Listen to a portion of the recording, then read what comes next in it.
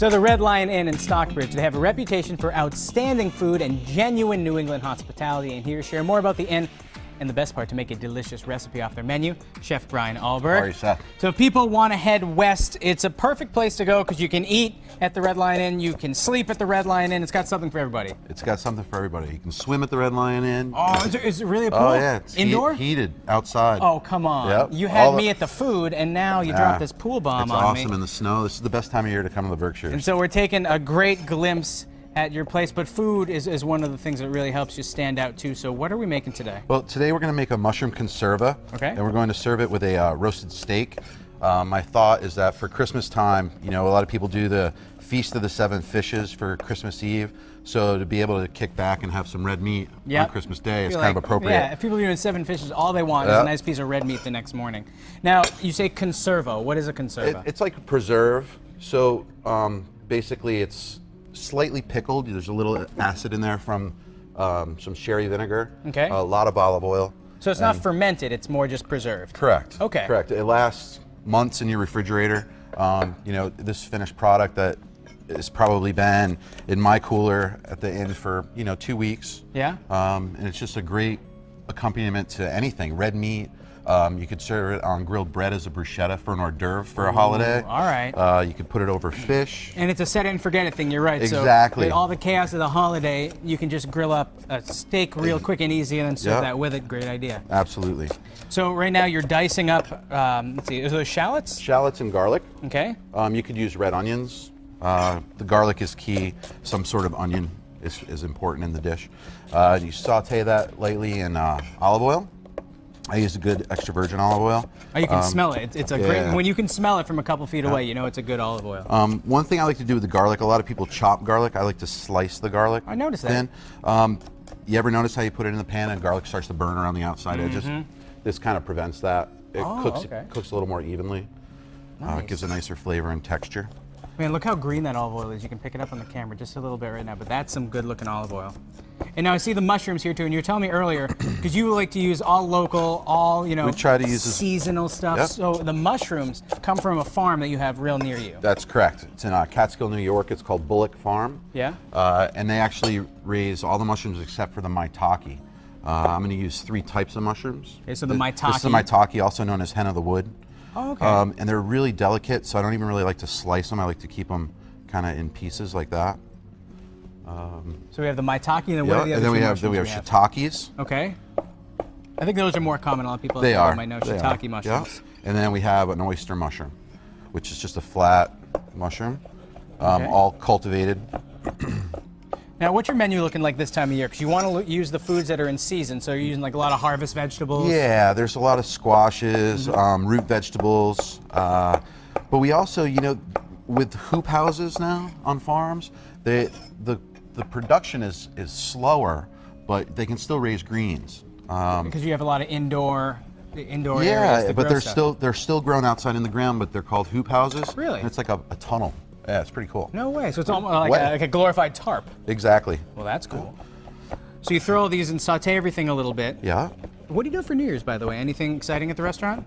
We do a huge gala at the end. Yeah. And people big band, jazz band.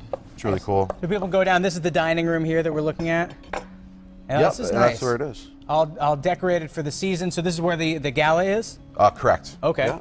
So now when you come down to, the Berkshires, great place to head out, but you probably won't want to leave the hotel because you've got food like this all day long.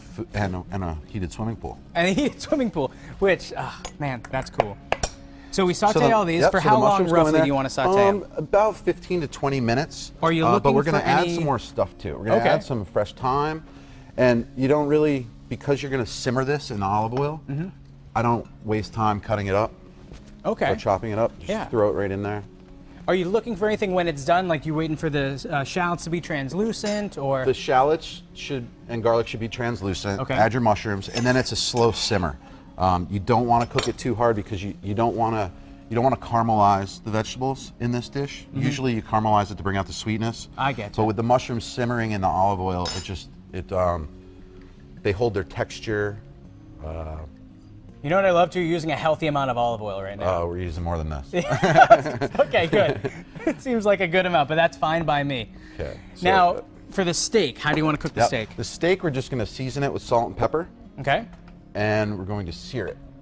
So, this is a grass-fed, So local meat too. pasture raised. Okay. From Black Queen Angus Farm. And that's nice too. You know the men and women who are making. Absolutely, Morgan brought this. I mean, that's cool. Yeah, very so cool. you know you're in good hands. You know that it's good meat because you trust the people. You don't just get it from someone. You know where and how they were raised. And I bet that makes you feel good too, giving it to all the customers that stop by too, because you feel confident about all your products. Absolutely, and we're helping to keep our economics local. We're helping.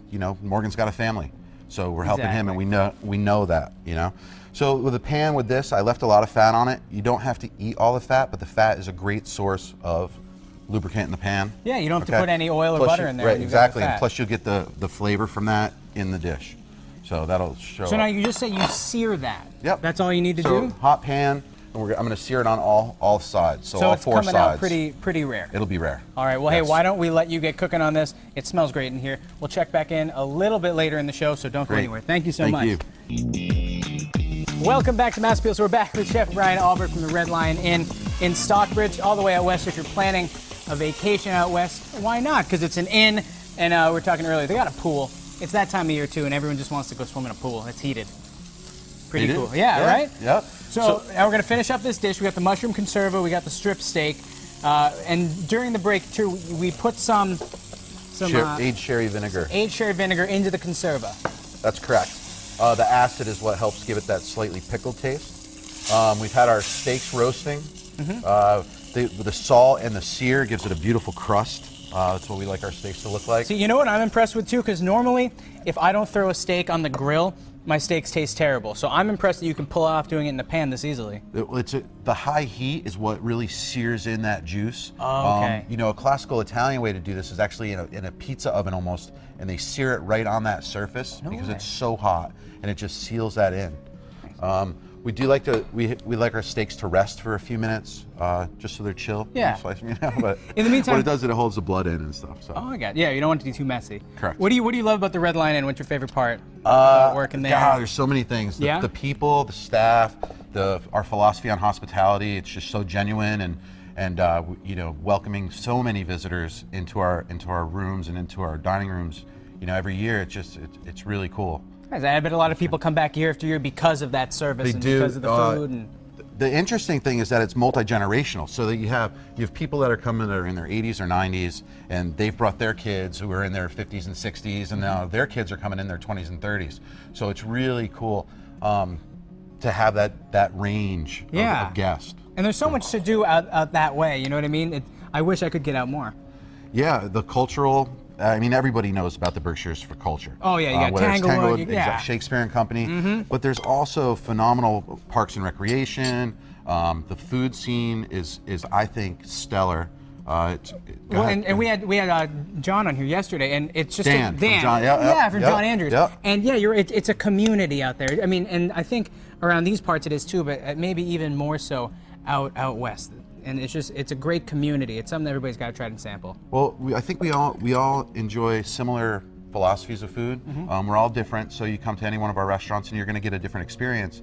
But our philosophy is really in line, and I think that's what separates us from other culinary regions or culinary destinations. Yeah, like the Berkshires is a culinary region all in of itself. That's correct. So let's say we slice this up. Yep. So we're going to slice it up. So you can eat the fat, discard the fat, whatever you want to do. The nutritionist over for this part of the show would probably, take it off. But basically, we like it rare to medium rare. Just slice it up and put it over your greens. Now, you can do this with a carb. You can do it with potatoes. You can do it with whatever you want, and then you just top it with your mushroom conserva. And once again, the mushroom conserva is something that you can cook ahead of time, store for roughly how long in your fridge? It goes. You eat it before it could go bad. Yeah. So, but I would say months. With the olive oil and the sherry vinegar, as long as you keep it refrigerated, and that's it. It's a great dish to have anytime, but especially around the holidays because it's so user-friendly. It's easy too. I mean, it looks so elegant, but it's deceptively easy. And they can get it at the Red Lion Inn. That's correct. Ryan, thanks so much for My stopping pleasure. by. It's a pleasure to have you here. Come Thanks. It back was fun. sometime. If you want to make a reservation, give the Red Lion Inn a call, 413-298-5545. And if you want a copy of their menu, you can visit them online, redlionin.com.